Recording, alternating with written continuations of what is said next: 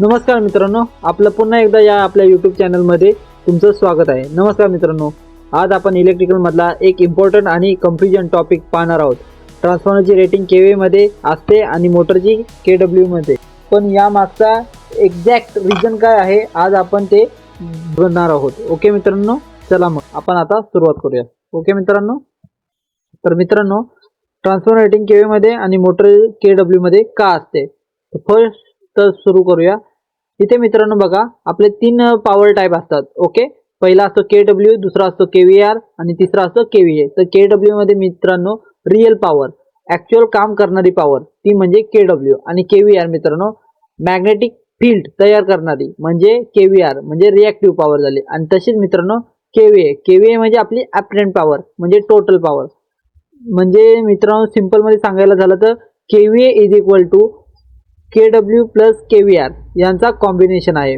Okay मित्रांनो, पुन्हा एकदा समजून घ्या मित्रांनो, आपली केडब्ल्यू आहे ना ती ऍक्च्युअल पॉवर असते जी काम करणारी, तसेच जी केव्हीआर असते ती मॅग्नेटिक फील्ड तयार करणारी म्हणजे केव्हीएआर ती पॉवर असते। तसेच केव्हीए म्हणजे टोटल पॉवर, जी केव्हीए म्हणजे टोटल म्हणजे 2025 केव्हीए झाले, ती अशी एकदम टोटल पॉवर असते।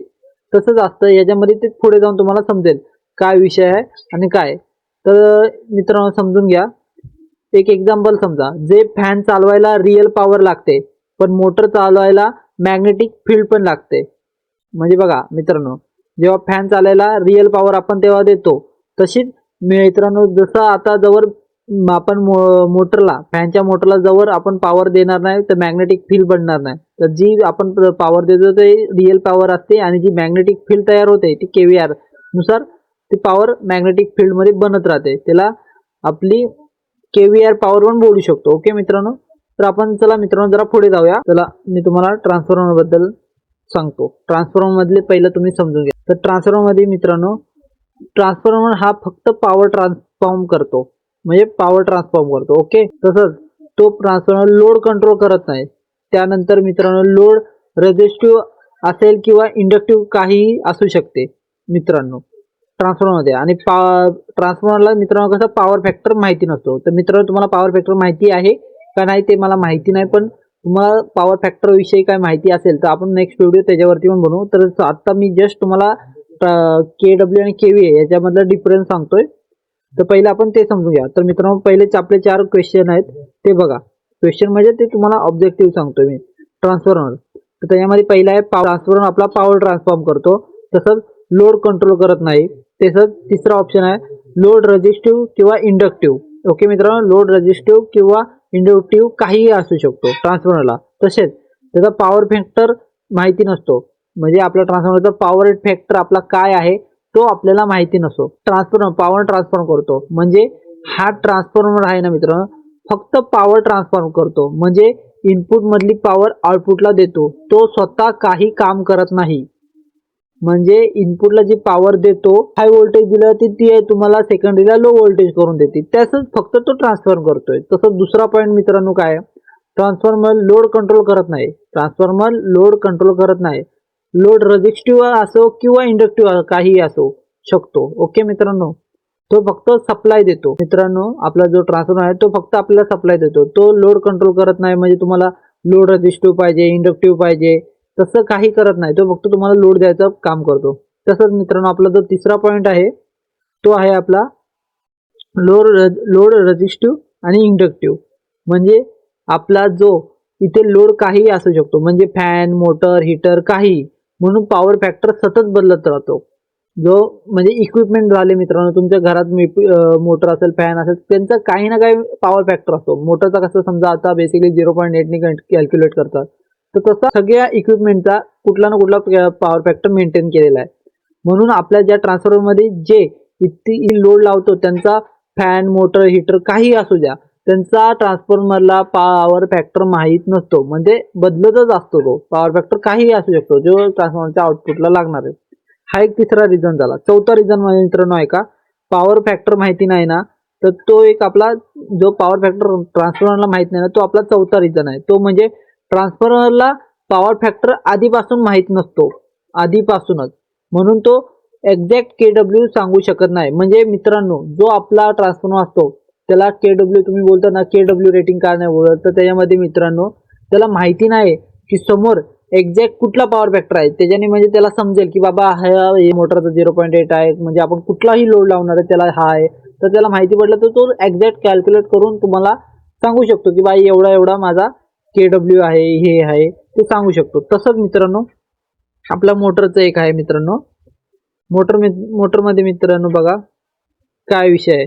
मोटरमध्ये पहिला पॉईंट आहे ऍक्च्युअल काम करते, पंप फॅन मशीन चालवते. तसंच दुसरा पॉईंट आहे आउटपुट पॉवर इम्पॉर्टंट असते. तिसरा पॉईंट आहे मित्रांनो मोटर मध्ये लॉसेस असतात, हीट, फ्रिक्शन. ओके मित्रांनो, तरी आणि चौथा मित्रांनो पॉईंट आहे तरी आउटपुट डिफाईन करता येतो. म्हणून मोटर केडब्ल्यू ऍक्च्युअल आउटपुट पॉवर वर कार्य केले जाते, म्हणजे केडब्ल्यू ला या रेटिंगने मोजले जाते. ओके मित्रांनो, तर मित्रांनो पहिला पॉईंट आहे ऍक्च्युअल काम करते, म्हणजे मोटर ऍक्च्युअल काम करते जसं पंप फॅन किंवा मशीन चालवते.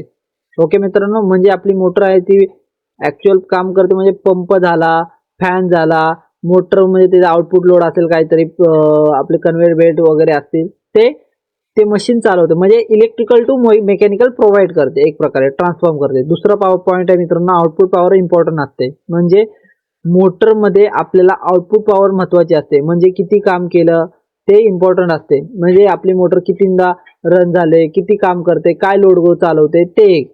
आणि तिसरा मित्रांनो पॉईंट आहे त्याच्यामध्ये मोटरमध्ये लॉसेस आहे मित्रांनो, म्हणजे मोटरमध्ये लॉसेस म्हणजे लॉसेस असतात, म्हणजे कोणते कोणते मित्रांनो मोटर असतात, जसं की मोटरमध्ये लॉस पण असतात, जसे की हीट लॉस आणि फ्रिक्शन लॉस.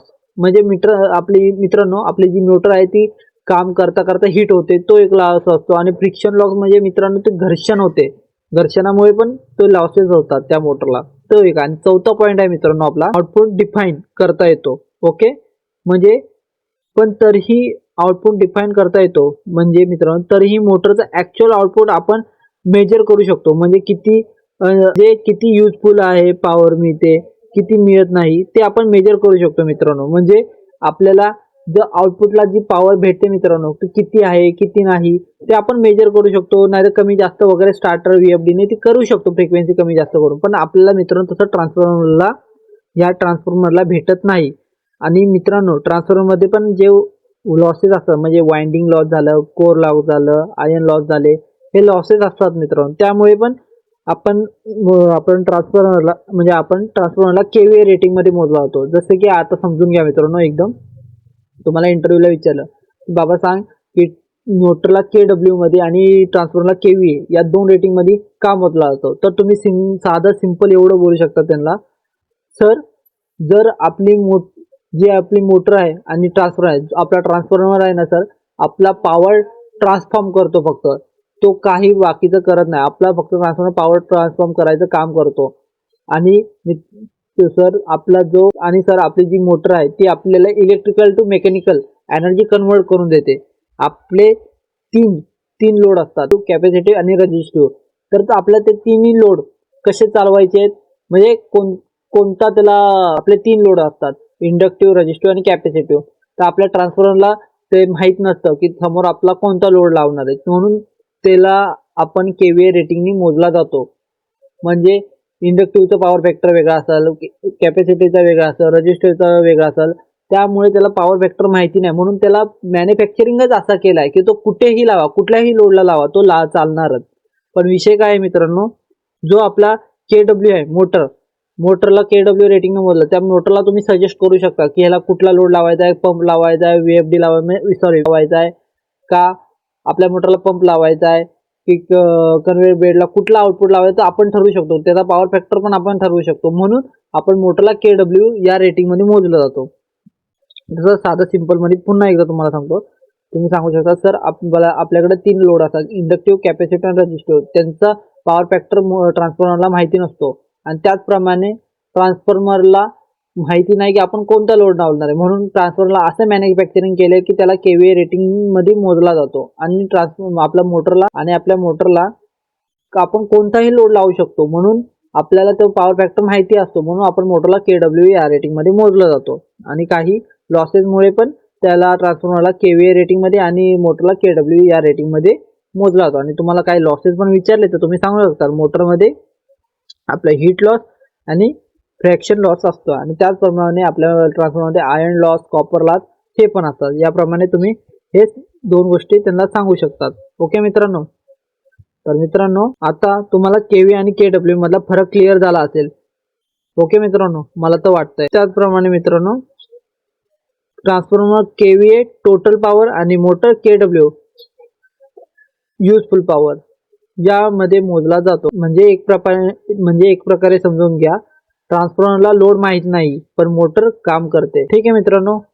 आता तुम्हाला केव्ही आणि केडब्ल्यू मधला फरक क्लिअर झाला असेल. व्हिडिओ आवडला असेल तर लाईक करा, शेअर करा आणि चॅनलला सबस्क्राईब करा. ठीक आहे मित्रांनो, पुढच्या व्हिडिओमध्ये नक्की भेटूया. ओके.